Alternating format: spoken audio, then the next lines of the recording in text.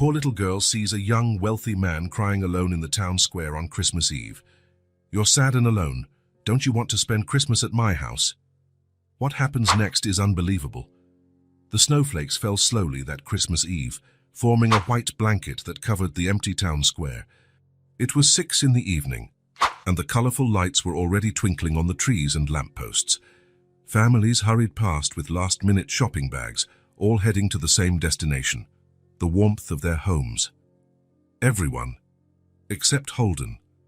Sitting on a weather-worn wooden bench, he watched the activity with empty eyes. People smiled, quickened their pace. Some even hummed Christmas carols. The world was spinning in celebration while he remained motionless, as if an invisible wall stood between him and the joy that hung in the air. He had been there for 2 hours already. The cold seeped through his worn-out coat, but he barely felt it. Ever since he lost Lucas in the accident 2 years ago, the cold outside never matched the one that had settled inside him. The date only made everything worse. Christmas Eve, the exact day the car had skidded on the icy road. Since then, the holidays had become a ghost he tried to avoid. The snow was now dusting his shoulders and hair.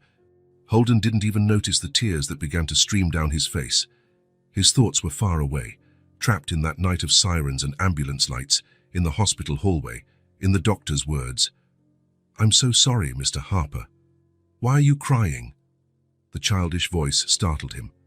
Beside him, a little girl with curly hair and a red hat was staring at him with curious eyes. She couldn't have been more than 5 years old. "I'm not crying," he said, quickly wiping his face. "It's just the melting snow." The girl tilted her head, weighing his answer with the seriousness only children can muster when they know an adult is lying. "My name is Hazel," she said, holding out a small hand covered in a colorful mitten. "What's yours?" Holden hesitated before lightly shaking her hand. "Holden, Holden," she repeated, as if testing the sound. "That's a funny name." Despite everything, a smile threatened to appear at the corner of his mouth. It had been so long since he'd smiled that the movement felt foreign. Hazel sat next to him on the bench, swinging her legs that didn't reach the ground. "No one should be alone on Christmas," she said, looking at the square's lights. Then she turned to him with a determined expression. "You're all alone. Do you want to spend Christmas at my house?" Holden blinked, caught completely off guard. It was the last thing he expected to hear. "Hazel!" a woman's voice called out, and a young woman approached hurriedly. "How many times do I have to tell you not to wander off like that and not to talk to She stopped when she saw the man sitting on the bench, with snow on his shoulders and red eyes. "I'm sorry," she said, taking her daughter's hand. "I hope she wasn't bothering you." "She wasn't," Holden replied, his voice hoarse from disuse. "Mom, he's sad," Hazel declared with the frankness only children possess. "And he's alone. I invited him for Christmas dinner." The woman, Leah, as Holden would later learn, looked from her daughter to him, embarrassed. Holden noticed her worn gloves, the coat discreetly patched at the elbow, the simple shoes. She wasn't much older than him, maybe 30, but her eyes carried the weight of someone who had faced many battles. "We're leaving now, sweetie," she said to her daughter, gently tugging her along. "But Mom," Hazel protested, "you always say Christmas is for sharing." An uncomfortable silence hung between them. The snow continued to fall, now heavier. "Nurse, thank you. I don't want to be a bother," Holden answered automatically. Leah breathed a sigh of relief, but something in the girl's eyes, a mix of disappointment and genuine concern, hit him like a punch to the gut. "I'm sorry about my daughter," Leah said. "She has this habit of wanting to help everyone." Holden nodded, suddenly aware of how he must look, a disheveled man sitting alone on Christmas Eve, crying on a park bench. Leah took Hazel by the hand and turned to leave, but the girl resisted. "But Mom, you made that baked mac and cheese everyone loves. And there's cake, too." Leah closed her eyes for a moment. When she opened them, there was a mix of resignation and kindness there. She turned back to Holden. "Dinner is simple," she said, after a moment of hesitation. "But there's room at the table, if you'd like." The words hung in the air between them, like snowflakes. Holden felt something strange in his chest. A tightness, but different from the constant ache of the last few years. It was as if a door he didn't even know existed had been unlocked. "I don't want to impose," he repeated, more out of habit than conviction. "It's not an imposition," Hazel answered before her mother could say anything. "Say it's Christmas." Leah smiled slightly, the first smile Holden had seen on her face. "She's not one to give up easily," she explained. "Trust me, I know." Maybe it was the falling snow, or the girl's hopeful gaze, or simply the exhaustion of being alone for so long. Holden found himself nodding. "If it's no bother, I accept." "Thank you." Hazel's smile lit up the night more than all the Christmas lights in the square. During the short walk to their apartment, Holden stopped at a small grocery store that was still open and bought a festive fruitcake. It wasn't much, but he couldn't arrive empty-handed. What was he doing, going to the home of strangers on Christmas Eve? This wasn't how he'd planned to spend the night, alone with his memories like the past 2 years. The building was a simple walk-up, an old one with narrow stairs and no elevator. 3rd floor. Holden followed the two of them in silence, while Hazel chattered non-stop about the lights, the snow, and how her teacher said Santa Claus always knows which children have been good all year. "It's not very big," Leah said as she opened the apartment door. It was an apology, he realized, but an unnecessary one. The place was small, yes, but cozy. A modest Christmas tree occupied a corner of the living room, decorated with ornaments that were clearly handmade, some probably by Hazel, judging by the irregular shapes and excess of glitter. A table was already set for 2, with simple but carefully arranged plates.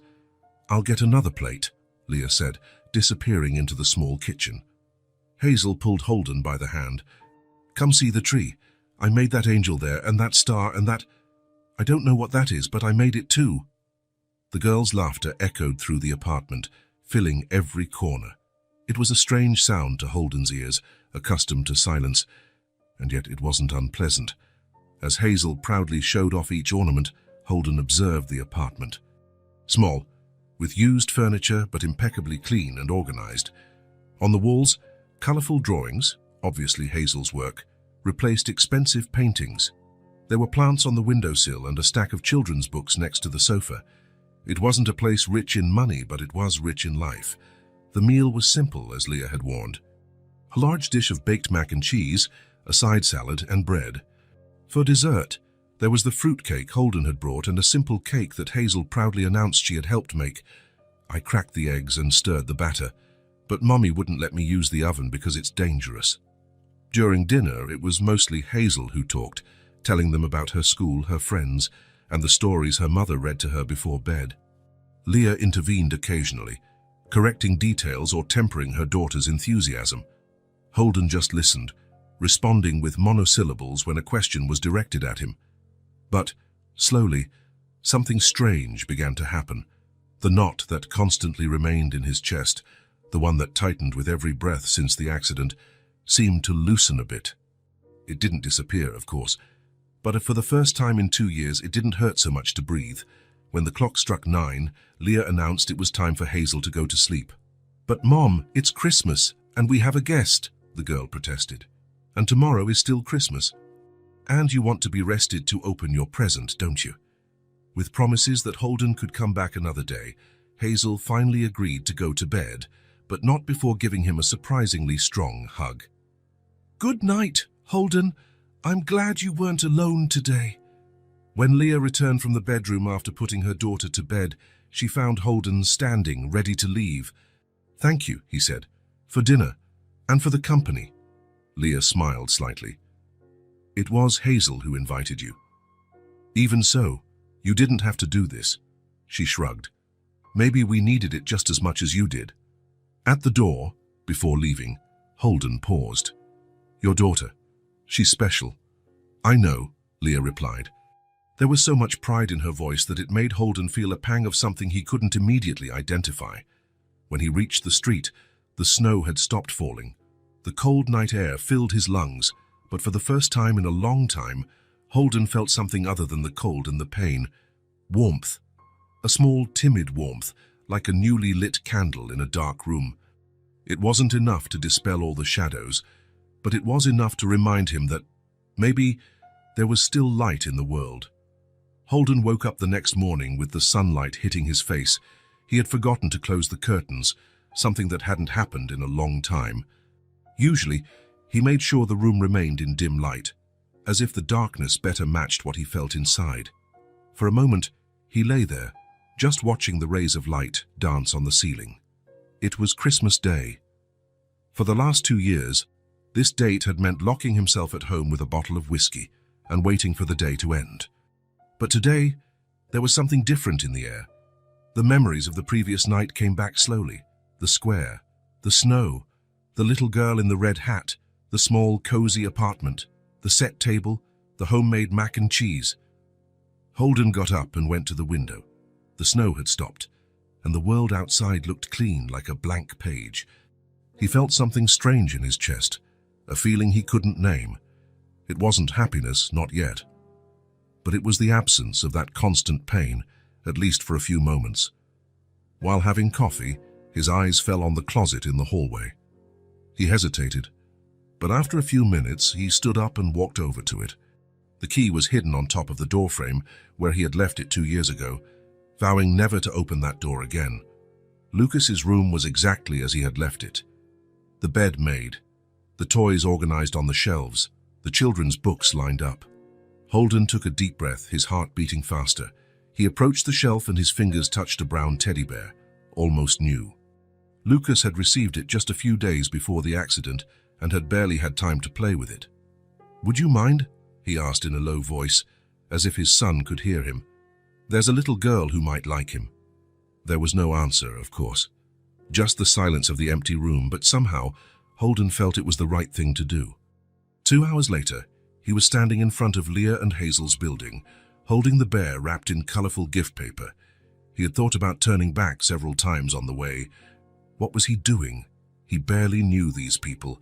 He had only spent 1 evening with them. Maybe they didn't even want to see him again.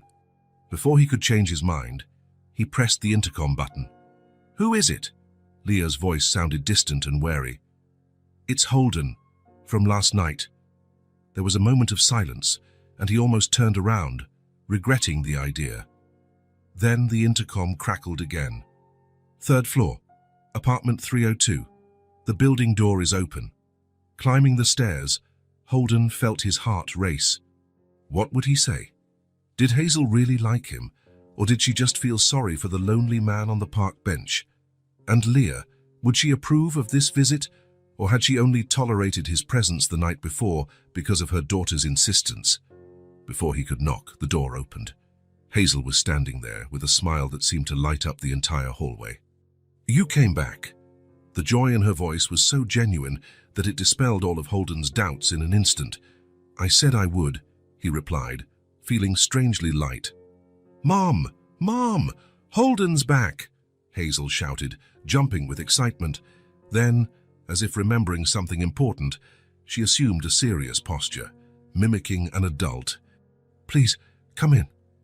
Holden smiled and entered the apartment. It was different seeing it in the daylight. Rays of sun streamed through the windows, highlighting the bright colors of the drawings on the walls and the plants on the windowsill. The place seemed even more alive than the night before. Leah appeared at the kitchen doorway, drying her hands on a dish towel. Her hair was pulled back in a messy bun, and she wore a floral apron. There was a smudge of flour on her cheek. "Good morning," she said, her tone polite but cautious. "We weren't expecting visitors today." "Sorry to show up unannounced," Holden replied. "I just wanted to, well," he held out the package to Hazel. "Merry Christmas." The girl's eyes widened. "For me, a Christmas present." Leah looked like she was about to protest, but Hazel's expression stopped her. The girl took the gift as if it were made of crystal. "Can I open it, Mum?" Leah nodded, her eyes shifting from Holden to her daughter. There was an unasked question there, a natural suspicion. After all, who was this man who showed up with a gift for her daughter after just 1 evening? Hazel tore the paper carefully, unlike most children who would have destroyed the wrapping in seconds. When the brown teddy bear appeared, she let out a cry of joy. "A teddy bear! Look, Mom, he's so cute." Hazel hugged the bear tightly. "I'm going to name him Brownie. Like those cakes you make." "It's a very beautiful gift," Leah said. her gaze meeting Holden's. "You shouldn't have." There was something in the subtext of that sentence, a concern, a single mother living on limited resources, suddenly confronted with someone who could give her daughter things she couldn't. "It was no trouble," Holden replied, understanding the unspoken worry. "Actually, I had this bear stored away. I thought he'd be better off with someone who could give him the attention he deserves." Something in the tone of his voice must have communicated more than his words, because Leah's gaze softened slightly. "Thank you," she said simply. "Come on, Holden," Hazel exclaimed, pulling him by the hand. "I'm going to introduce Brownie to my other toys." The other toys were few: a rag doll with yarn hair, some worn wooden blocks, and an incomplete set of colored pens. But Hazel spoke of them as if they were treasures, introducing each one with the seriousness of a museum curator. And to her, they probably were treasures. Holden sat on the floor of the small room that Hazel shared with her mother. There were 2 beds, a double bed, and a smaller mattress in the corner that clearly belonged to the girl. The space was divided by a colorful rug that marked Hazel's territory. There she created her own world. "This is Mr. Buttons," she said, showing him the rag doll. "He's a scientist, and these," pointing to the blocks, "are his helpers in the laboratory." "And what are they researching?" Holden asked, playing along. Hazel thought for a moment, frowning seriously.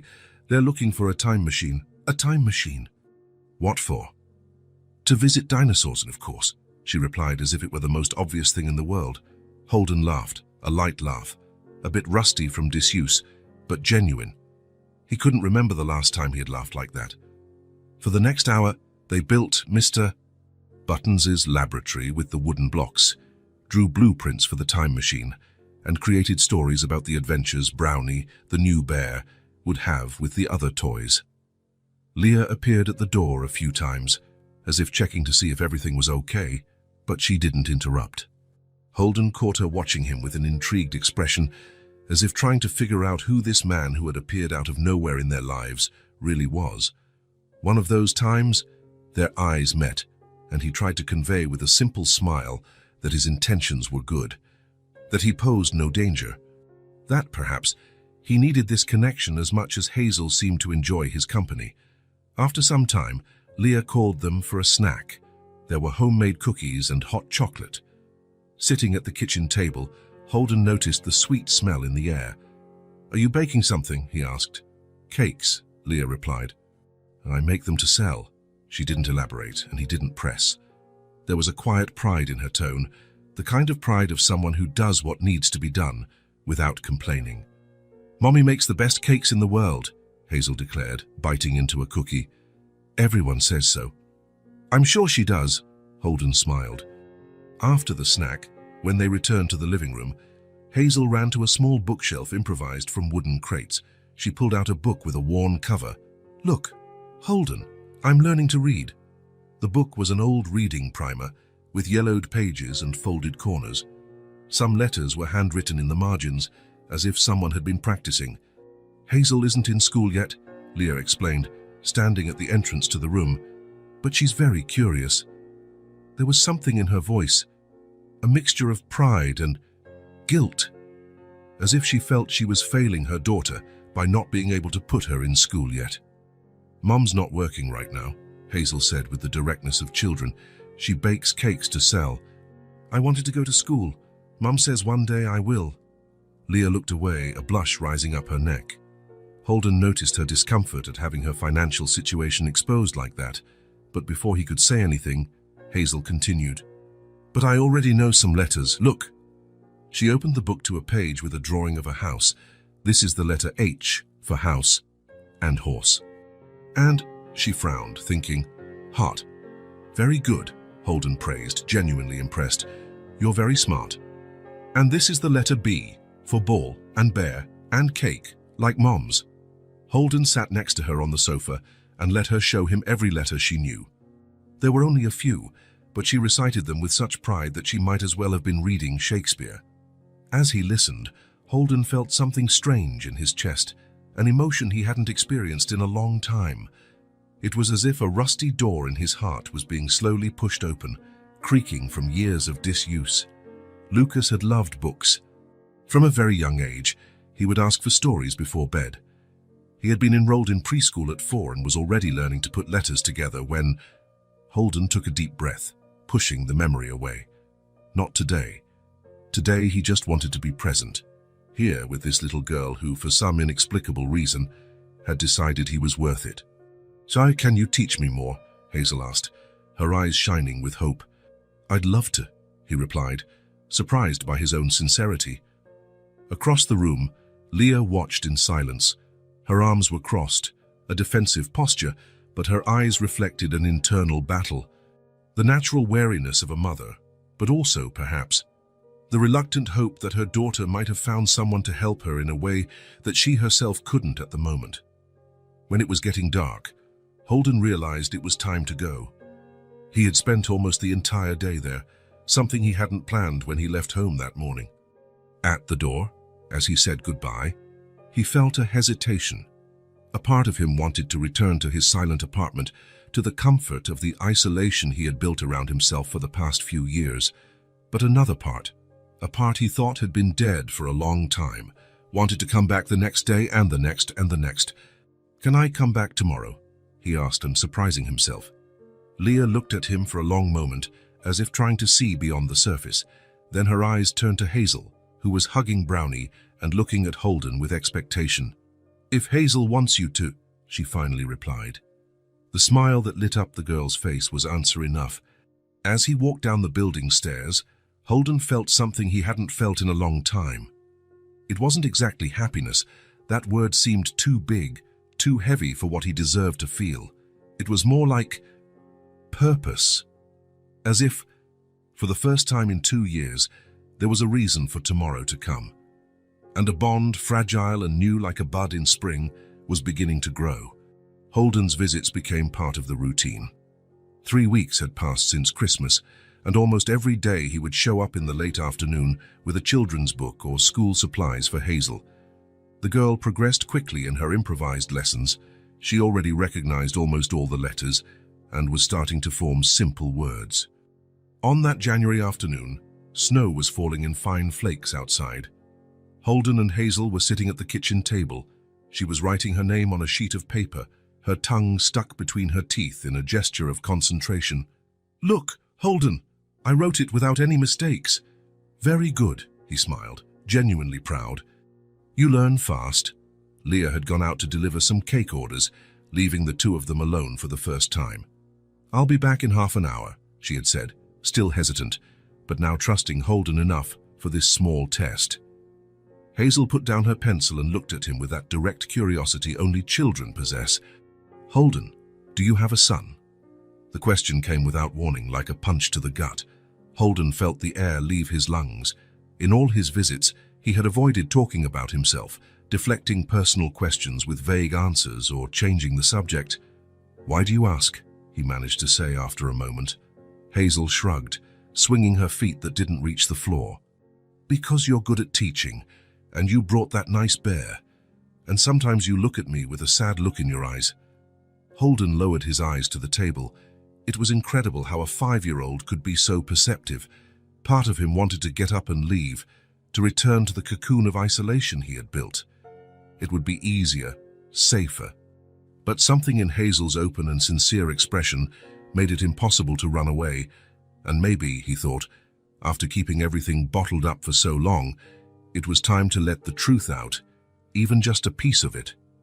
"Yes," he finally answered, his voice barely a whisper. "I had a son." "Had?" Hazel tilted her head, immediately catching the past tense. "Where is he now?" The clock on the wall suddenly seemed to tick louder, tick-tock, tick-tock, each second marking the rhythm of the pain Holden felt in his chest. "His name was Lucas," he said, the words coming out with difficulty. "He died at Christmas. It's been 2 years." The silence that followed felt dense, almost physical.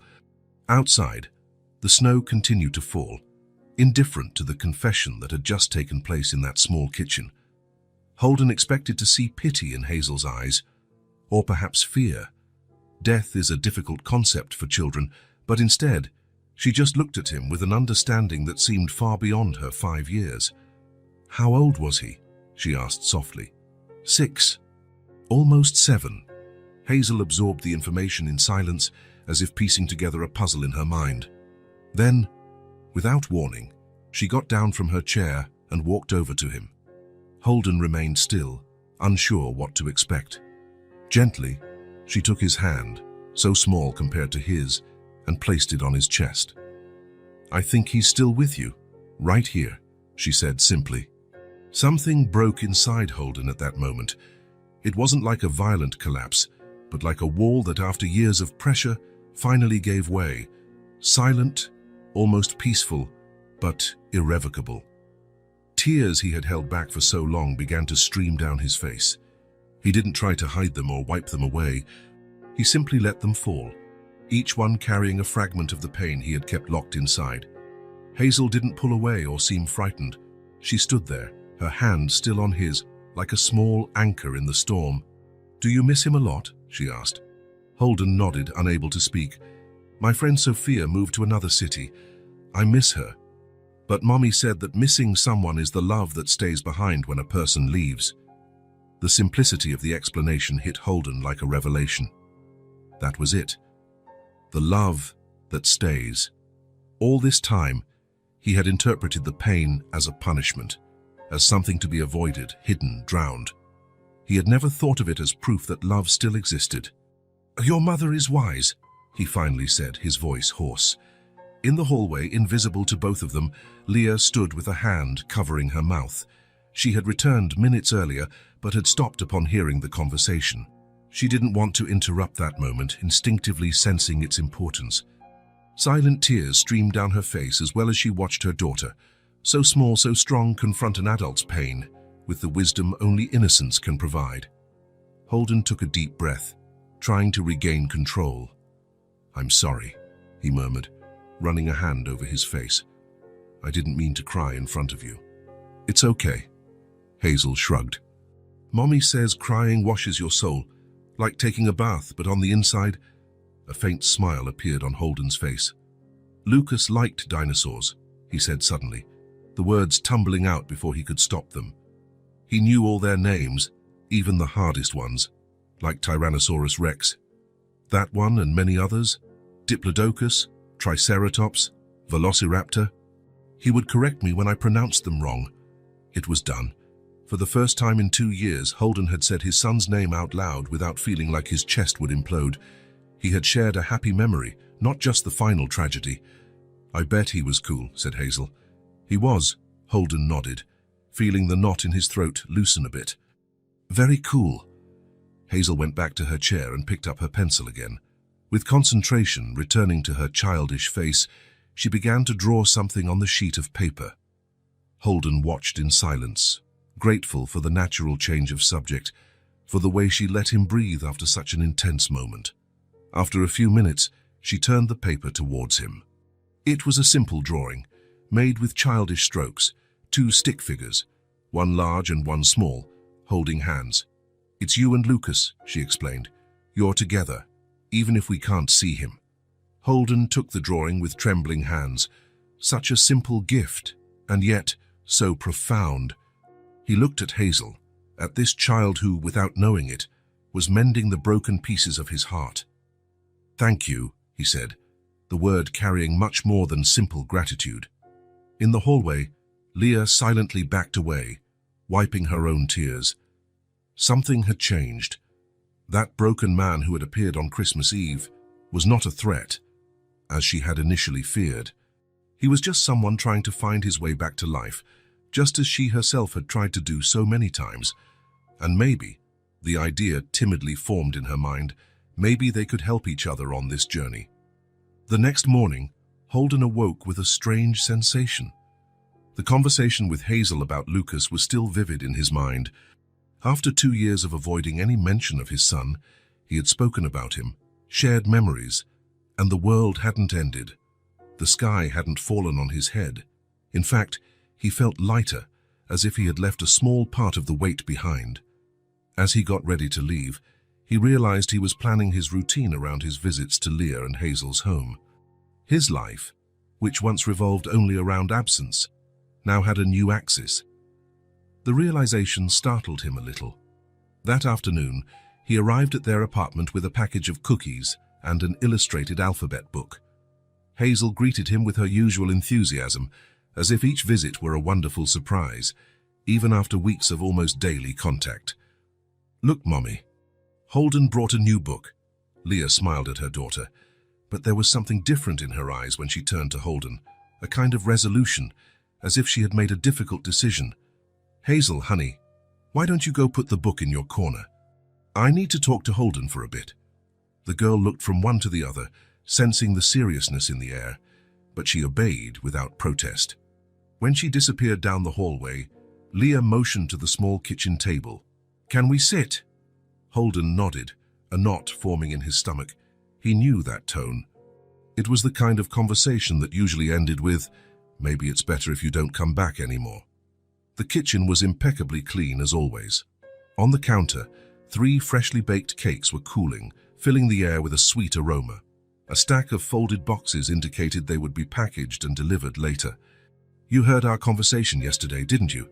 Holden asked as soon as they sat down, surprising Leah. She hesitated, then nodded. "Part of it. I didn't mean to eavesdrop, but it's okay. It wasn't a secret." Leah took a deep breath, as if gathering courage. "Holden, what's happening here?" The question hung between them, simple and yet so complex. What was really happening? A man broken by loss meets a child and her mother on Christmas Eve, and suddenly becomes part of their lives. It sounded like the plot of a cheap movie, not something that happened in real life. "I'm not sure," he answered honestly. "Hazel gets attached easily," Leah said, her fingers drumming nervously on the table. "She's always been like that. She sees the best in people, even when there's not much to see." She paused, choosing her words. "She talks about you all the time. Holden said this. Holden taught me that." Holden felt a wave of warmth in his chest, followed by a pang of guilt. He hadn't planned on becoming so important in a child's life, not when his own life was in shambles. "Hazel gets attached," Leah continued, now looking directly into his eyes. "If you disappear, how do I explain it to her?" The question wasn't an accusation, Holden realized. It was the genuine fear of a mother trying to protect her child. Leah must have seen enough people come and go in their lives to fear another abandonment. "I'm not going to disappear," he said, the conviction in his voice surprising them both. "How can you be so sure? You barely know us. We're practically strangers you met by chance." "I don't believe in chance," Holden replied, the words coming out before he could analyze them. "I was not after that night." Leah crossed her arms, a physical barrier to complement the emotional ones that already existed. "What do you want from us, Holden? What are you looking for here?" The question caught him off guard, not because of its harshness, but because of the impossibility of a simple answer. What did he want from them? Redemption? Solace? A chance to feel useful again? All of those reasons seemed too selfish to admit. "I didn't expect this," he said finally, opting for raw honesty. "I didn't expect to care about you. I didn't expect to want to be here every day. I didn't expect—" He paused, searching for the right words. "For the last 2 years, I've just existed. I breathed because my body insisted on functioning, even when I saw no point in it." His eyes met Leah's. "But with you, I actually breathe, like there's finally enough air in the world." The silence that followed was heavy, but not hostile. Leah studied him as if trying to decipher a complex code. "I understand your concern," Holden continued. If I had a daughter, I would also be cautious of a stranger who appeared out of nowhere." He took a deep breath. "If you want me to stay away, I'll understand. It will hurt, but I'll understand." Leah looked away towards the window, where the snow was falling slowly. "Hazel lost her father before she was even born," she said after a moment. "He just decided he wasn't ready to be a dad and disappeared. We never heard from him again." There was a hardness in her voice, not of resentment, but of someone who had learned to live with reality. "It's been just the 2 of us since then. We have a routine, a system that works, despite all the difficulties." Holden nodded, understanding the subtext. "We don't need anyone to mess this up." "But yesterday," she continued, her voice softer, When I heard you two talking, I realized something." Her eyes met his again. "You're not pretending to care about her. You really do care." "More than I thought possible," Holden admitted. Leah didn't smile, but something in her expression changed, as if a small crack had opened in the wall she had built. "I'm not asking for guarantees," she said. "I know life is too unpredictable for that. I just want honesty. If one day you feel you don't want to continue, that it's too much, let me know beforehand, so I can prepare, Hazel." Holden felt the weight of that request. It was fair, more than fair. "I promise," he said simply. Leah nodded, as if they had sealed a silent agreement. It wasn't exactly trust yet, but it was a start. She didn't smile, but she didn't push him away either. It was the most he could hope for at that moment. In the weeks that followed, a new routine was established. Holden continued to visit almost daily, but now there was a tacit understanding between him and Leah. A mutual respect that grew slowly. He began to pay more attention to their practical needs. He noticed how Leah struggled to keep everything running with limited resources, how she stretched every dollar, always prioritizing Hazel's needs over her own. One afternoon, after hearing Leah mention that she needed to go to the market but might put it off until the next day because of the bad weather, Holden had an idea. On his way to their apartment, he stopped at a grocery store and bought some basic items. Milk, bread, eggs, fruit, nothing extravagant, just enough to spare Leah from going out in the forming storm. When he arrived and handed her the bag, he saw the hesitation in her eyes, pride fighting against practical need. "It's just to keep you from going out in this rain," he explained, trying not to sound condescending. "It's nothing." After a moment, Leah accepted the bag with a silent thank you. It wasn't charity. They both knew that. It was just a gesture of consideration. That was the first of many small gestures, always discreet, always respectful. When he noticed the sugar was running low, he brought a new bag on his next visit. When he saw that Hazel's notebook was almost full, he showed up with a new one. Once, he brought a small pot of violets. "To brighten up the kitchen," he said. They were never expensive gifts or flashy declarations of help. They were just small contributions to make life a little easier. With Hazel, the progress was even more visible. The improvised lessons were beginning to bear fruit. The girl already recognized all the letters and was forming simple words. Her enthusiasm was contagious, especially when she managed to read an entire sentence on her own. "Look, Mummy, I read it all by myself." The pride on Leah's face on those occasions was indescribable. And Holden noticed that, more and more often, that pride included a look of gratitude in his direction. One afternoon, after a particularly successful reading session, Leah surprised Holden by offering him a slice of the cake she had just made. "It's a new recipe," she explained. "I need opinions before I offer it to customers." It was a transparent excuse. The cake was obviously perfect, but Holden accepted with a smile, recognizing the gesture for what it was, a small step towards trust. As they ate cake in the small kitchen, with Hazel excitedly chattering about a cartoon she had seen on TV, Holden watched Leah discreetly. There was something different about her. The constant tension in her shoulders seemed to have eased a bit. She smiled more, not just at Hazel, but in general, as if she were allowing herself moments of lightness. "What is it?" she asked, noticing his gaze. "Nothing," Holden replied. "Just thinking that the cake is really delicious." Leah gave a small smile. The kind of smile that isn't planned, that just happens. "Thank you." That evening, as he said goodbye, Holden realized that something fundamental had changed. Leah walked him to the door, as she always did, but instead of the usual formal wave, she briefly touched his arm. "Thank you," she said in a low voice, so Hazel wouldn't hear from the living room. "For what you've been doing for her. The books, the lessons, it makes a difference." Holden nodded, feeling the warmth of that small touch long after he had left the apartment. On his way home, under the starry winter sky, he reflected on how much his life had changed in such a short time. 2 months ago, he was an isolated man, drowning in his own pain, unable to see beyond the loss that consumed him. Now, there were 2 people who waited for him, who noticed his presence, who cared whether he showed up or not. It wasn't a miraculous cure. The pain of losing Lucas was still there, a constant presence in his chest. But now there was something else too. A small light, fragile as a candle flame but persistent. The possibility that maybe, just maybe, there was still a path forward. And for the first time in 2 years, Holden allowed himself to consider that maybe this path didn't have to be walked alone. The key felt heavy in Holden's pocket the entire way back from Leah and Hazel's apartment. It was an ordinary Thursday, but something felt different. During dinner, Hazel had read an entire story by herself, a small children's book with simple sentences, but a huge accomplishment for a 5-year-old who was learning on her own. The pride he felt was so intense it almost hurt. "You'd make a great teacher," Leah had commented as they washed the dishes, with Hazel already asleep on the sofa. "I'm just helping her discover what she already knows," he had replied, and Leah had smiled in that new, more open way that had emerged in recent weeks.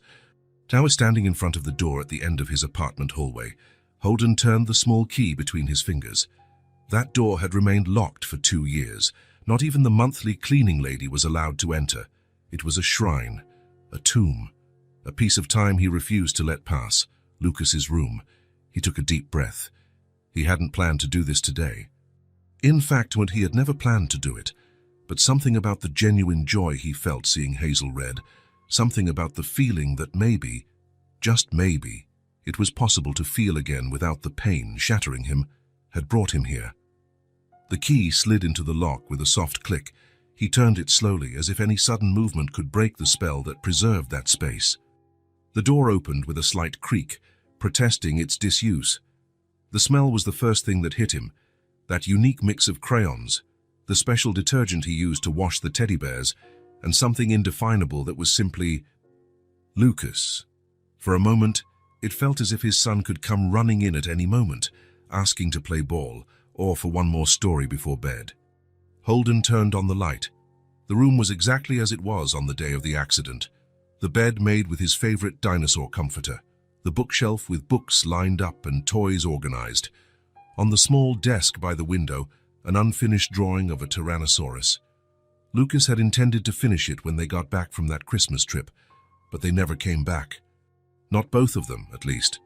Holden took 2 hesitant steps inside. Time had truly stood still in this room. Not a speck of dust, thanks to the cleaning lady who cleaned the room from the outside, without entering, just using a long-distance vacuum. No changes, no sign that 2 years had passed in the rest of the world. He slowly approached the bookshelf. There, among the children's books and dinosaur models, was the photograph, one of the last ones taken together on Lucas's 6th birthday.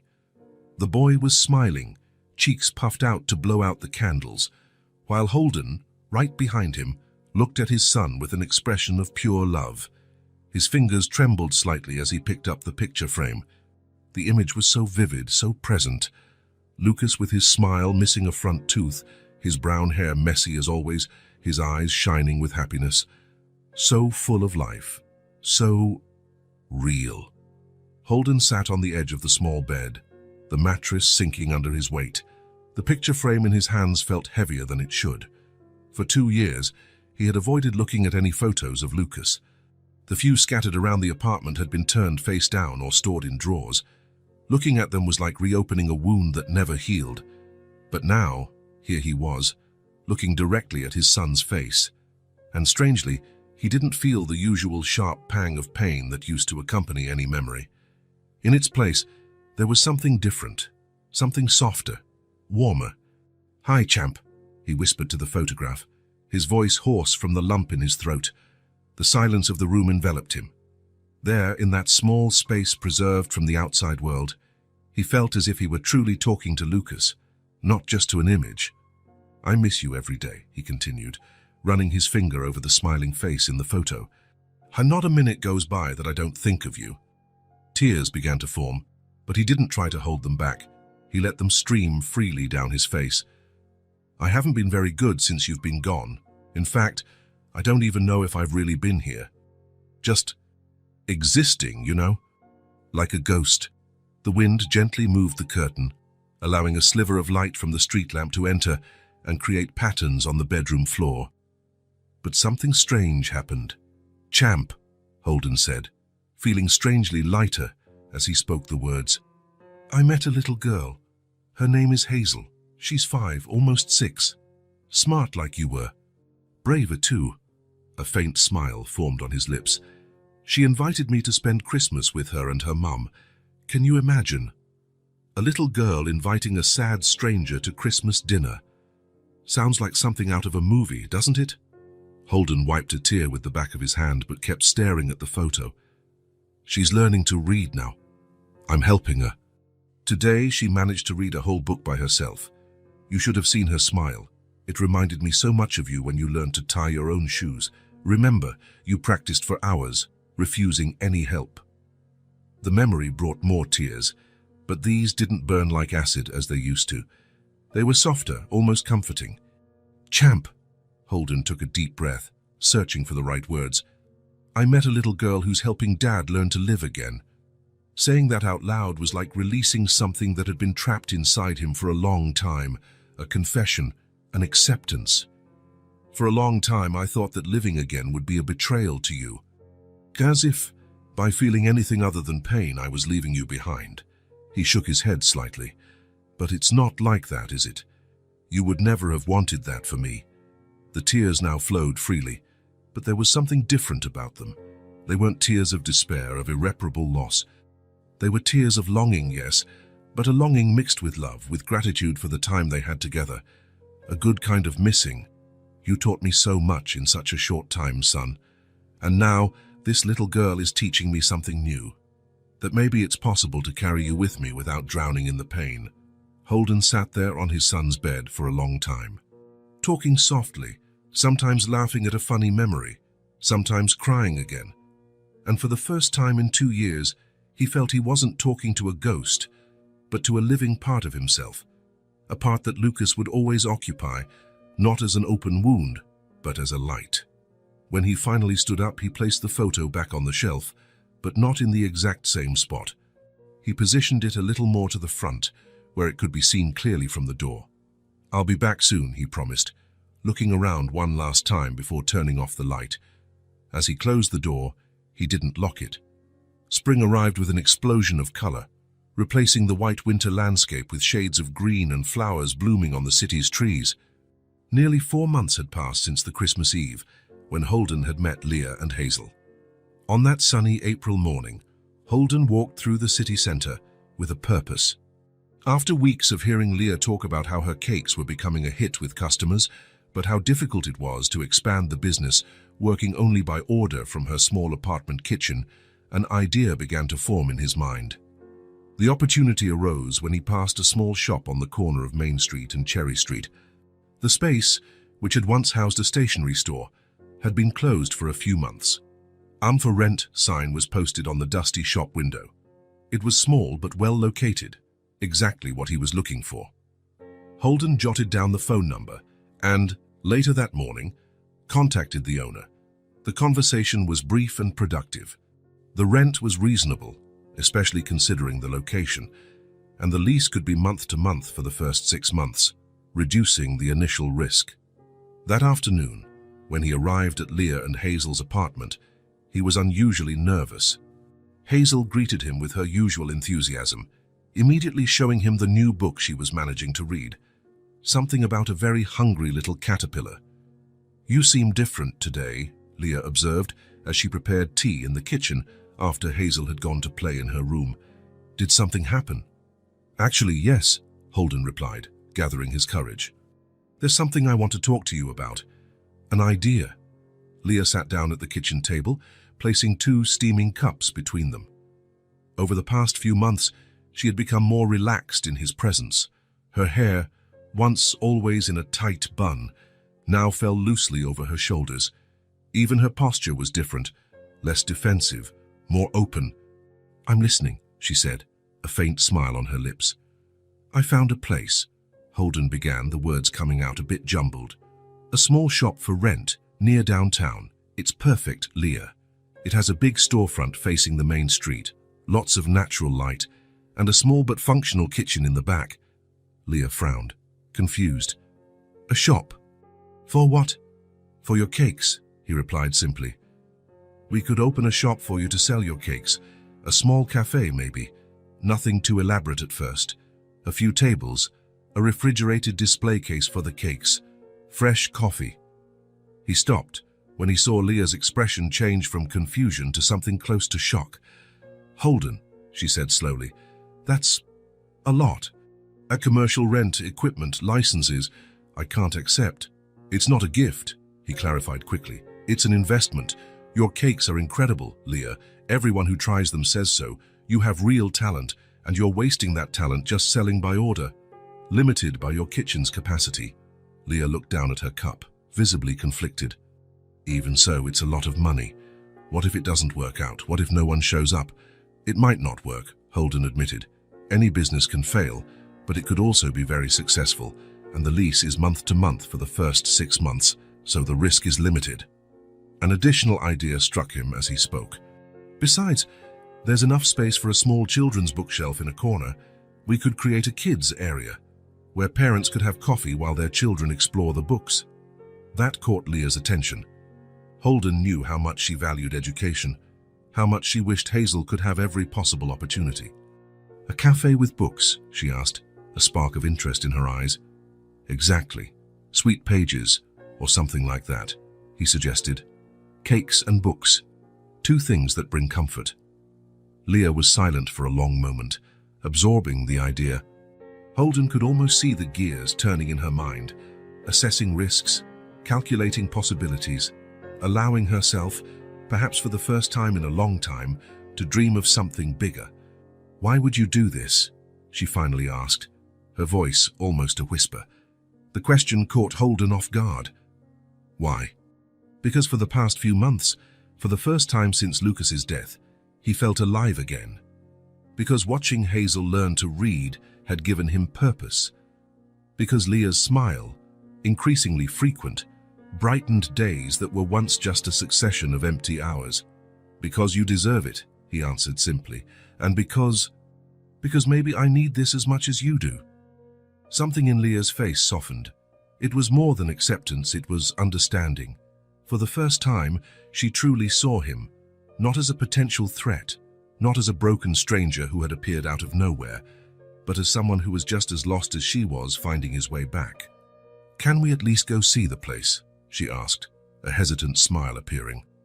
3 weeks later, the small corner shop was transformed. The walls, once grey, now sported a soft shade of blue. Wooden shelves lined an entire wall, housing carefully selected children's books. In the center, 4 round tables with comfortable chairs, and in the back, a refrigerated display case showed off Leah's cakes, each one more beautiful and appetizing than the last. The grand opening of Sweet Pages was set for Saturday. Leah had spent the entire week preparing her best recipes. Holden had taken care of the paperwork, licenses, contracts, insurance. Even Hazel had contributed, creating small, colorful bookmarks for the first customers. When the doors opened at 10 in the morning, there was a small line waiting outside. Curious neighbors, Leah's old customers, families attracted by the concept of a cafe with a children's area. The morning passed in a blur of activity. Leah, initially nervous, soon found her rhythm, moving confidently between the counter and the kitchen. Holden helped serve tables and manage the cash register. Hazel, proud in her little apron, handed out bookmarks and guided children to the reading corner. By noon, the cake display was almost empty. At 3 in the afternoon, Leah had to improvise 2 more recipes to meet the demand. At 5, when they closed the doors, they were exhausted, but radiant. "That was incredible," Leah said, collapsing into a chair after the last customer left. "I never imagined." "So many people." Holden smiled, looking at the space that hours before was just a promise and now felt alive, as if it had always existed. "They'll come back, and they'll bring more people." Hazel, sleepy after the day's excitement, rested her head on her mother's lap. "Can we do this every day?" she asked, yawning. "Yes, honey," Leah replied, stroking her daughter's hair. "This is our place now." She looked up at Holden, and there was something new in her gaze, a mix of gratitude, tenderness, and something more, something he didn't dare to name yet. "It was a very good thing you came into our lives," she said simply. Holden felt a warmth spread through his chest.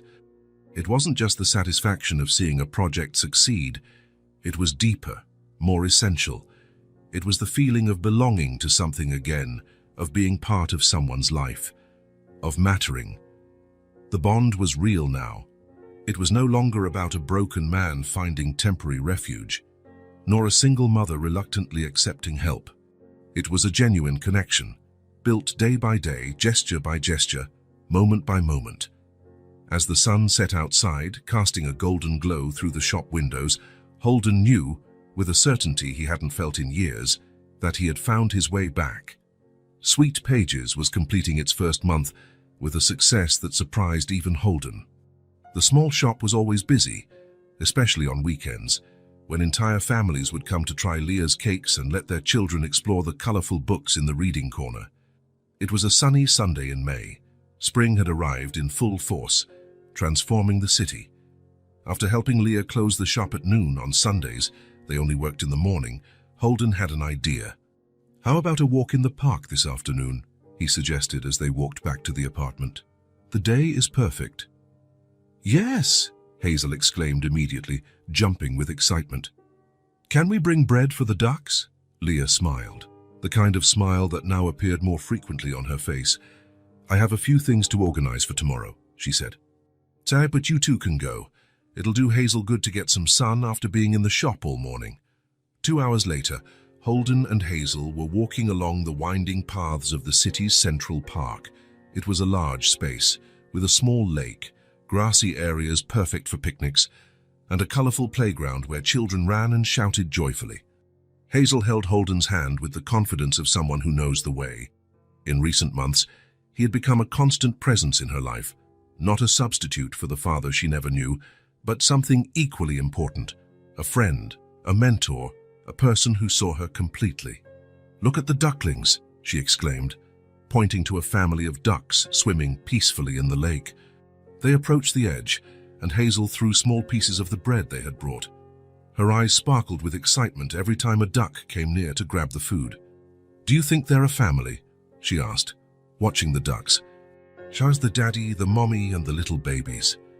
"Probably," Holden replied, noticing how her mind always sought connections, always tried to understand the world through stories and relationships. After feeding the ducks, they continued walking until they found a large tree that provided generous shade. The spot offered a perfect view of the playground, where children of various ages played under the watchful eyes of their parents. "Should we rest for a bit?" Holden suggested, pointing to the grass under the tree. They sat side by side, their backs against the wide trunk. Hazel watched the children playing, a thoughtful expression on her small face. "What are you thinking about?" Holden asked. "Nothing," she shrugged. "I just like watching the other kids play." There was something in the way she said it, a kind of detachment, as if she were an observer, not a participant. Holden remembered Leah mentioning that before the shop, before him, Hazel didn't have much contact with other children. Without regular school, without many resources for extracurricular activities, she lived mostly in the small world of their apartment. A gentle breeze rustled the leaves above them, creating a dancing pattern of light and shadow on the ground. Holden felt something in his pocket, his wallet, which he had taken to buy ice cream later. As he pulled it out, a small photo slipped out, falling onto the grass between them. It was one of the few photos of Lucas he now carried with him. After that night in his son's room, he had decided that hiding him away was not the way to honor his memory. Hazel picked up the photo before he could reach it. "Who's this boy?" she asked, analyzing the image with curiosity. Holden hesitated for only a second. "That's Lucas, my son." Hazel looked from the photo to Holden and back to the photo. "He looks like you. He has the same smile." "People always said that," Holden smiled softly. It was strange how he could now talk about Lucas without feeling that gut-wrenching pain. It still hurt, of course, but it was a pain he could carry. The photo showed Lucas in the last summer before the accident. He was wearing a blue t-shirt with a dinosaur on it, his birthday present that year, and smiling broadly at the camera, showing off the gap left by a recently lost baby tooth. "He seems nice," Hazel commented, still studying the photo. He was, Holden confirmed. Very nice. He loved books, just like you. And dinosaurs. He knew all their names. Hazel kept looking at the photo for a few more moments, her brow furrowed as if trying to decipher a difficult word. Then, something in her expression changed, a kind of slow recognition dawning in her eyes. I met him, she said suddenly, her voice surprisingly calm. Holden felt as if the air had been sucked from his lungs. What? I met him, Hazel repeated, more confidently now. He helped me once. He was wearing this shirt. Her small finger pointed to the blue t-shirt with the dinosaur. The world around Holden seemed to fall silent. Even the shouts of the children on the playground sounded distant now, as if coming from another universe. He felt a ringing in his ears, his heart racing so fast it felt like it would escape his chest. You met my son? He asked, the words coming out choppy. How? When? Hazel thought for a moment, the innocence on her face contrasting with the gravity of the moment. It was at Christmas, I think. It was really cold. Mom and I were at the bus stop. I dropped my mitten and the wind blew it away. I ran after it, but I couldn't catch it. She paused, gathering memories that, for a child her age, likely seemed distant and hazy. Then this boy got my mitten. He ran faster than me. He gave it back and smiled. He was wearing this blue shirt with the dinosaur. I remember because I really liked the drawing. Holden was paralyzed. The Christmas from 2 years ago, the day of the accident. They were coming back from a visit to Lucas's grandmother when the car skidded on the icy road. But before that, they had stopped in town to buy a last-minute gift. Lucas had left the store for a few minutes, saying he had seen something through the window. When he came back, Holden didn't ask where he had been. They were late, worried about the snow that was beginning to fall harder. Did he say anything? He asked, his voice barely a whisper. Hazel nodded. He said, take good care of this mitten. For it's very cold today. She smiled at the memory. He was kind. Holden felt tears forming, but he didn't try to stop them. It was too much to be a coincidence. On that last day, in those last hours, Lucas had crossed paths with Hazel, and 2 years later, by some whim of fate, Hazel had crossed his... I never told Mommy, Hazel continued, watching Holden's reaction with attentive eyes. She always says not to talk to strangers, but he didn't seem like a stranger. He seemed like a friend. Holden couldn't speak. The tears now streamed freely down his face, but they weren't tears of pain. They were of awe, of reverence before the inexplicable. Hazel placed her small hand on his. I think he sent me to find you, she said with the simple certainty only a child can have. Suddenly, everything seemed to make sense. The unexpected invitation on Christmas Eve, the immediate connection with Hazel, the constant feeling that he was being guided back to life, even when he believed there was no way back. Maybe he did, Holden agreed, his voice thick with emotion. The wind stirred again, stronger this time, making the trees' leaves dance and sending a shower of small white petals down on them.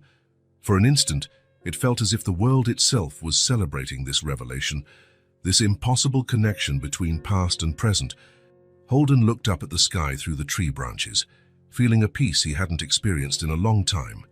The universe, which for so long had seemed cruel and meaningless, now showed a glimpse of its mysterious interconnectedness. The past and the present were intertwined, like the threads of a complex tapestry that can only be understood when seen in its entirety. July arrived, with a heat that turned afternoons in the park into water adventures for the children. Sweet Pages had become a popular meeting spot, especially in the mornings, when mothers and fathers brought their kids to enjoy Leah's cakes while browse books in the children's corner. Leah had hired an assistant for the busiest mornings, which allowed her to focus on creating new recipes. Her latest invention, a lemon cake with lavender icing, had been mentioned in the local paper, attracting even more customers. That Friday night, as they were closing the shop, Holden seemed distracted. His hands worked automatically, organizing the books the children had left out of place, but his thoughts were clearly elsewhere. Everything okay? Leah asked, noticing his unusual silence. Yeah, Just thinking about some things, he replied with a smile that wasn't entirely convincing. Since the revelation in the park 3 weeks ago, something had changed in Holden. Not in a negative way, quite the opposite. It was as if the unexpected connection between Lucas and Hazel had sealed something within him, filled a void he thought was impossible to fill. "I'll stop by your apartment later," he said, as they locked the shop door. "I have something to show, Hazel." "Any clues what it is?" Leah asked, intrigued. "Die surprise," was all he replied. Hours later, the apartment's intercom buzzed. Hazel ran to answer, immediately recognizing Holden's voice. In recent months, his visits had become so frequent that the girl could identify him just by the way he rang the bell. "Holden's coming up, Mommy," she announced, bouncing with excitement. Leah smiled, watching her daughter. Sometimes she was still surprised by how quickly Holden had become part of their lives, an essential part that seemed to have always been there. After what Hazel had told her about her encounter with Lucas, everything seemed to make even more sense, as if a greater force was guiding this unlikely connection. Soft knocks on the door announced his arrival. Hazel opened it immediately, almost jumping into his arms. "You took so long," she complained, although it hadn't been long since they said goodbye at the shop. "Sorry, Princess," he laughed, entering the apartment. "I had to stop by a few places first." It was then that Leah noticed the large bag he was carrying, a shopping bag from a city department store. Holden met her gaze, and there was something in his expression, a kind of nervousness mixed with anticipation. "What's in there?" asked Hazel, her natural curiosity immediately piqued. Holden placed the bag on the living room floor and knelt to be at Hazel's height. "Remember when you told me about your biggest dream?" he asked softly. Hazel frowned, thoughtful. "To have a unicorn?" Holden laughed. "No, the other dream, the one you told me on the second day we met." Hazel's eyes widened slightly in recognition. "To go to school like the other kids." He nodded, a smile spreading across his face. "That's the one." With a ceremonial gesture, Holden pulled the bag closer and began to take out the items one by one. First, a new backpack, light blue with silver stars, exactly the kind Hazel had admired in a shop window weeks ago. Then, carefully folded, a school uniform, a navy blue pleated skirt, a white shirt, and a sweater with an embroidered crest that Leah recognized immediately. It was from Westfield Elementary School, one of the best schools in the city. Finally, a pair of new sneakers, white and shiny, perfect for a child who would soon be running through the hallways of a real school. Hazel stared at the items with an expression of pure astonishment, as if she couldn't believe what she was seeing. Her small hand reverently touched the fabric of the uniform, feeling the texture under her fingers. "Didn't you say you wanted to go to school?" Holden said, his voice soft in the silence that had settled in the room. "After the summer break, you'll be starting. First day of school, September 1st. For a moment, Hazel remained motionless, processing the words. Then, without warning, tears began to stream down her face. They weren't tears of sadness. Her smile was too wide for that. They were tears of a joy so intense it couldn't be contained in just a smile. She threw herself into Holden's arms with such force that she nearly knocked him over. "Thank you," she sobbed against his shoulder, her words choked with emotion. "Well, it's the best present in the world." Holden hugged her back, his own eyes moist. Over Hazel's shoulder, he met Leah's gaze. She was standing there, a hand covering her mouth, her eyes shining with unshed tears. He knew how much this meant to her. In the late-night conversations they now shared regularly after Hazel went to sleep, Leah had confessed how guilty she felt for not being able to offer her daughter the education she deserved, how she feared Hazel would fall behind, that her opportunities would be limited by their circumstances. "How?" she managed to ask, her voice barely a whisper. "I spoke with the principal," Holden explained. "I told her about Hazel's talent, how she's already reading well above her level. They have a scholarship program for children with potential. She took a test last week, when I said we were going to the toy store." "A test?" Leah looked confused. "Sire, but you didn't mention—" "We wanted it to be a surprise, in case she didn't pass," Holden said. "But she passed, with flying colors actually. The principal said she rarely sees such aptitude in a child who has never attended formal school. Hazel, still clinging to Holden, now looked at her mother with bright eyes. "Mommy, I'm going to school. I'm going to learn things every day, like the kids in the books." Leah approached, kneeling beside them. She gently touched her daughter's face, wiping away a tear with her thumb. "Yes, my love, you are." The emotion in her voice was palpable. Years of worry, a feeling like she was failing as a mother for not being able to provide this for her daughter, seemed to dissipate in that moment. Hazel picked up the uniform again, holding it against her body as if it were the most precious thing in the world. "Can I try it on now?" she asked, her voice trembling with excitement. "Say, of course you can," Leah smiled, helping her gather the items. "Go to your room, I'll help you in a minute." As soon as Hazel disappeared down the hallway, Leah turned to Holden. There were so many things she wanted to say, so many conflicting emotions. Gratitude, relief, maybe even a little guilt for not being able to do this herself. But before she could form any words, Holden spoke. "I know what you're going to say, and no, it's not too much. It's not charity. It's just life. People helping people they care about." Leah nodded, understanding. In the past few months, they had learned to read each other, to understand the silences and the unsaid. What once would have seemed like an intrusion or charity was now just the natural continuation of the bond they had formed. "Thank you," she said simply, letting that single word carry everything she felt. From the bedroom, they heard Hazel's excited voice calling for her mother, eager to try on the uniform. Leah stood up, holding back the tears that threatened to fall. They weren't tears of sadness or worry, like so many she had shed in the difficult years of raising a daughter alone. They were tears of relief, of hope, of a future that suddenly seemed full of possibilities. The new beginning had arrived, not just for Hazel, who would finally get the education she had always dreamed of, but for all of them. A new phase in their lives, intertwined by that unlikely invitation on a Christmas night. The headquarters of Harper Architecture stood imposingly in the city's financial district, a building of glass and steel that Holden himself had designed 8 years ago. Standing on the sidewalk in front of the building, he adjusted the tie he hadn't worn in so long. The suit still fit perfectly, but he felt strange in it, as if he were wearing someone else's skin. In a way, that's exactly what it was. The automatic doors slid open as he approached. In the lobby, the security guard, the same one as before, looked up without much interest. Then his eyes widened in recognition. "Mr. Harper." "My goodness, is that really you, sir?" Holden smiled, extending his hand. "Hello, Carl, it's been a while." 2 years and 3 months, sir," the man replied, shaking his hand enthusiastically. "It's very good to have you back. 2 years and 3 months. The exact time since he had last set foot here, 3 days after Lucas's funeral. On that day, he had only come in to announce his indefinite leave of absence, leaving the company in the hands of his partner, Martin. The elevator rose smoothly to the 10th floor. As the doors opened, Holden took a deep breath.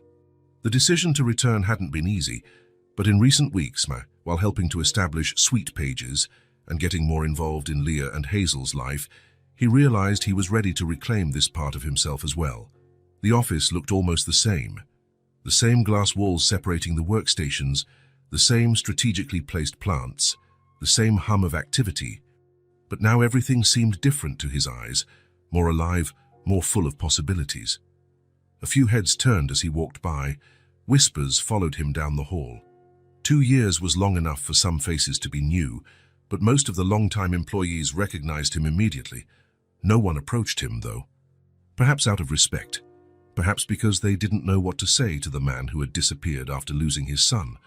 The door to his office still had his name engraved on the golden plaque. Holden Harper, CEO. He hesitated for a moment before turning the handle. The space had been preserved, like a museum awaiting its curator. Probably Martin's doing, who had always insisted that Holden would return when he was ready. The large oak desk, the ergonomic leather chair, the shelves with architecture books and scale models of his most famous projects. The only difference was the plants. All dead, of course. No one had remembered to water them during his absence. Or maybe someone had tried at first, but eventually gave up, accepting that some things simply don't survive neglect. Holden walked slowly around the room, reacquainting himself with the space. He ran his fingers over the surface of the desk, feeling the wood beneath his fingertips. He stopped in front of the panoramic window that offered a privileged view of the city. Down below, people walked, cars moved, life went on its relentless course. Before, this view made him feel distant, isolated from the world. Now, he saw connections. In every hurried person, he imagined stories, families, joys and sorrows, all intertwined like the threads of an immense invisible web. Finally, he sat in the swivel chair. The leather creaked softly under his weight.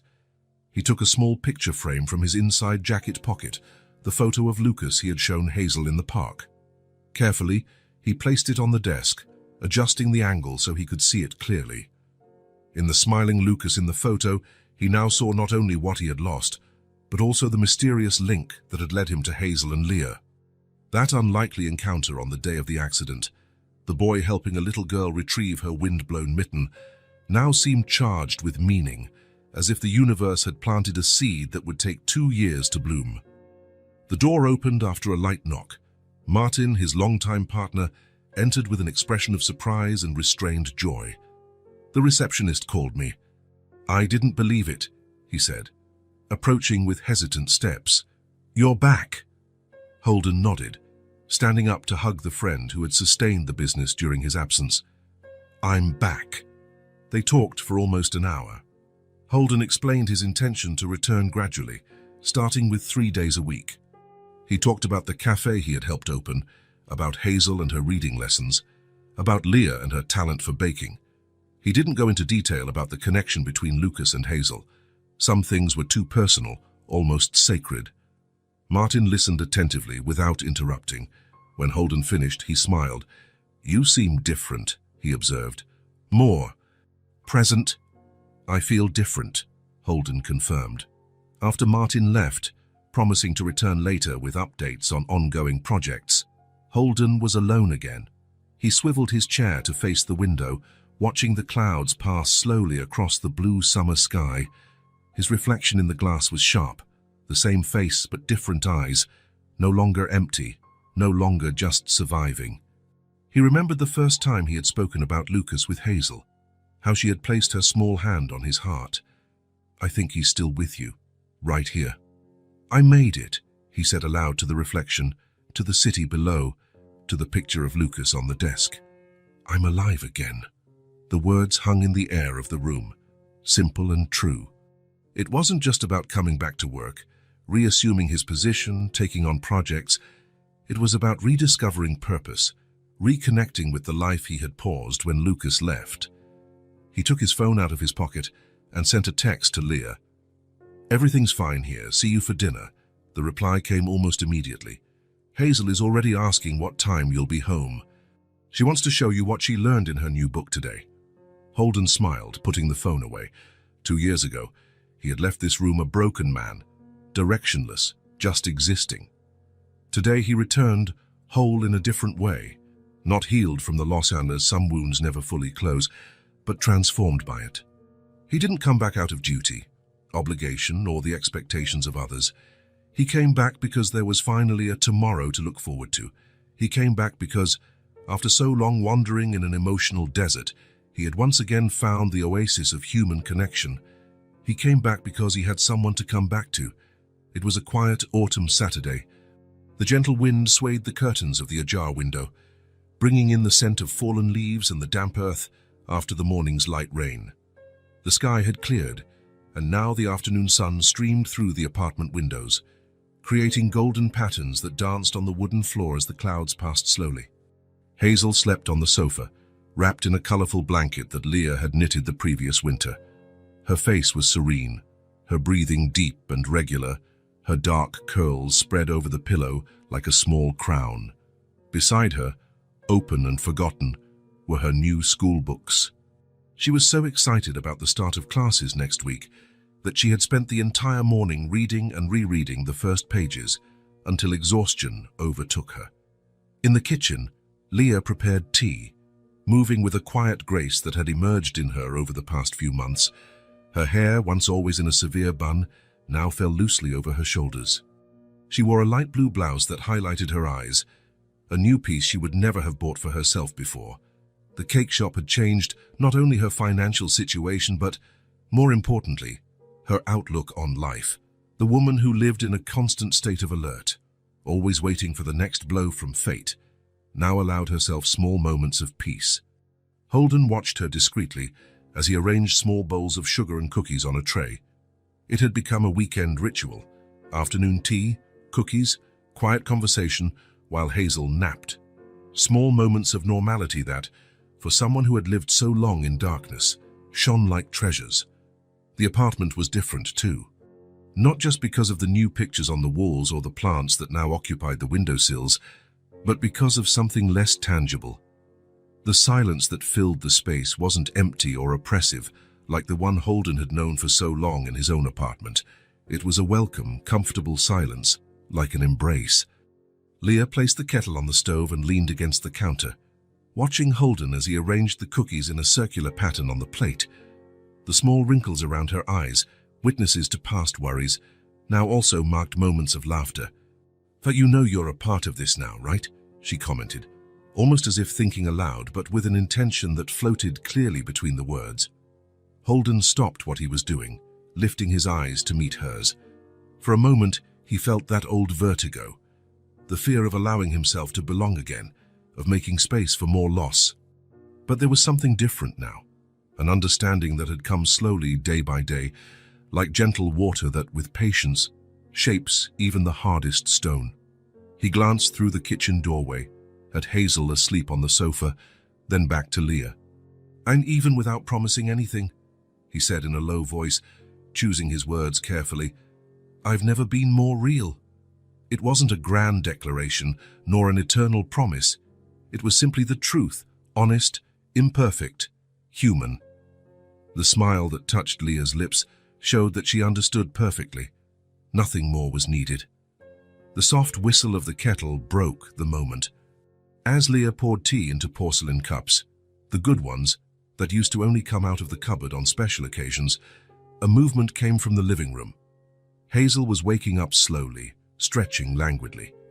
She sat up on the sofa, her messy hair forming a wild halo around her face, her eyes still heavy with sleep. She rubbed her face with small hands and then, as if suddenly remembering something important, her eyes widened. "Wait," she murmured, getting up with new energy. She went to the piece of furniture in the corner of the room, a small dresser where she kept her treasures, shells found on their last trip to the beach, colorful stones, notes from her mother, drawings. She opened the bottom drawer and rummaged through the papers, her tongue stuck between her teeth in concentration, until she found what she was looking for. "I forgot I still had this," she said, returning to the sofa with a folded paper in her hands, yellowed at the edges with time.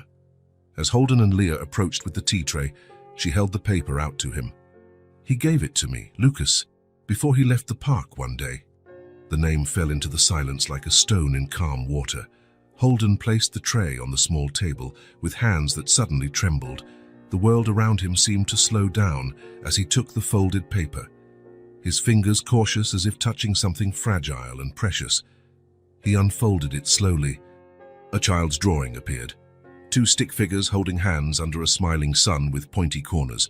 The colors were vibrant, applied with the strong pressure that Lucas always used when coloring. It was exactly his style, unmistakable to a father who had saved every one of his son's creations. "This drawing, it was ours," he whispered, his voice thick with the emotion that rose like a wave. Hazel watched his reaction with that ancient wisdom that sometimes shone in her childish eyes. "He said it was special, that I should keep it safe." Holden held the paper with both hands, as if he could absorb through it the touch of the son who had created it. "Thank you, Hazel.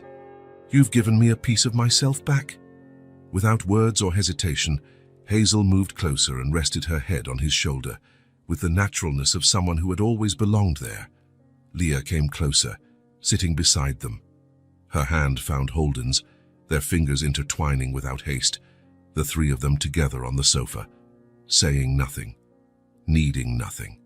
The afternoon sun bathed them in a golden halo that seemed, for a magical moment, to stop time. Now there are 3 of us, Holden whispered, so softly it was almost just for himself. And I'm not alone anymore. If this story touched your heart, subscribe to the channel and turn on notifications so you don't miss the next ones. Leave a like because it helps this story get recommended to more people. See you in the next story.